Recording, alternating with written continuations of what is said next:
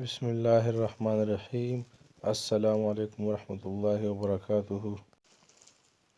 زما نوم دی سید فهیم الحق المردانی او تاسو ګورئ المردانی الکتریک یوټیوب چینل.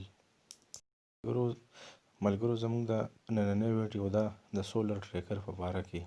سولر ټریکر یا سن ټریکر. سن ټریکر یو داسې ماشین دی چې دا سولر شیشه په نور پسې تاووي. لکه د نور چې د سهار د مخې راوخیږي د مشرق نه، نو دا شیشه به مشرق طرف ته، او څنګه چې نور د مشرق نه ځي مغرب طرف ته، نو په مزه دا ماشین دا شیشه هم په نور پسې تاووي چې د نور د رڼا نه بھرپور توانایي مونږ حاصله کړو، یعنې زیاده څه زیاده توانایي ترلاسه. سولر پینل لپاره یعنی د نور نه د بھرپور توانایي اخیستو دپاره چې د نور نه مونږ په یو شیشه باندې ډېره نه ډېره توانایي ولرو، د هغې لپاره مونږ دا ماشین استعمالو. یعنی چې نور شیشه به په نور پسې تاویږي، د هغې لپاره دا ماشین مونږ استعمالو چې ته وایي سن ټریکر. ټیک شو. لیر یې لګېدلي دي، د لیر په ذریعه باندې چې کوم دي دا نور اپریټ کوي. دا په دې کې دا موټر دا په دې کې موټر لګېدلی دی، دا پکې ډي سي موټر لګېدلی، ګیر موټر دی دا. ټیک شو.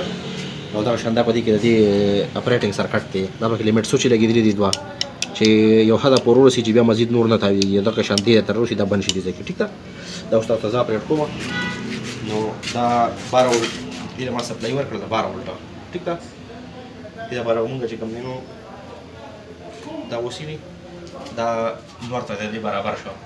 اوس لایټ ما بند کړه، دا د موبایل د لیټ په حساب باندې چې کوم دی نو دغه اوس دا دې ټیم کې دی سرګردانه چې زه څه چالو کوم که نه، دې لپاره اوس موږ ته چې کوم دی نو لایټ ورکوو. ټیک ده. لایټ لپاره چې کوم دی ما اوس ورکړه ښه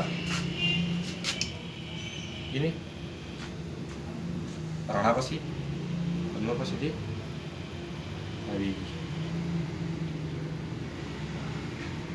اوس یې بس نور به یې ښکته نه ځي، اوس رڼا خور هر څومره ښکته ځي، دا دې لپاره لیمټ وي.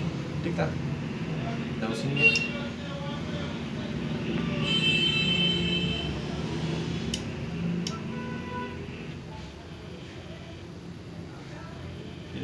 کویک موشن دی ده ښه.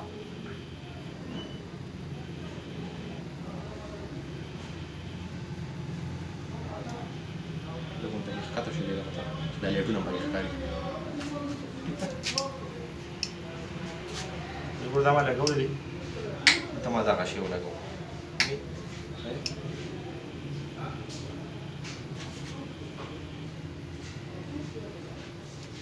دته ورته لاړه ما سوچ بند کړه، بالکل دا لیټ ما ولګوو، یې به راته وشي په لیټ پسې خپله باندې.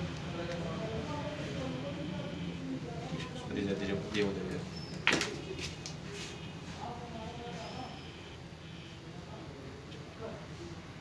رڼا بنده شوه، دې روان دي په رڼا پسې. رڼا ورته برابر کړي، دقه ځای ته اوس ودرېږي. ټیک شو.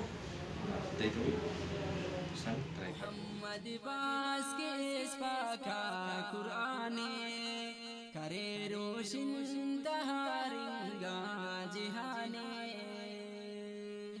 محمد باز کے اس پاکا قرآن کرے روشن